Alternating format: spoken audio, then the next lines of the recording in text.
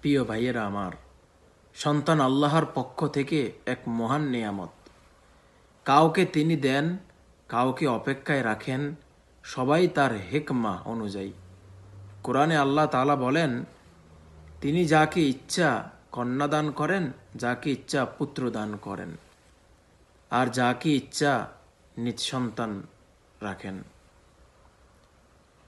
সন্তান না হওয়া আল্লাহর অসন্তুষ্টির চিহ্ন নয়। অনেক নবী রাসূল দীর্ঘদিন ধৈর্য ধরে দোয়া করেছেন।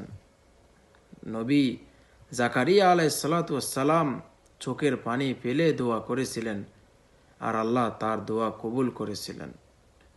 তাই হতাশ নয়, ধৈর্য রাখুন, দোয়া ছাড়বেন না, কারণ আল্লাহ দোয়া শুনেন আর সঠিক সময়ের উত্তম ফয়সালা করেন।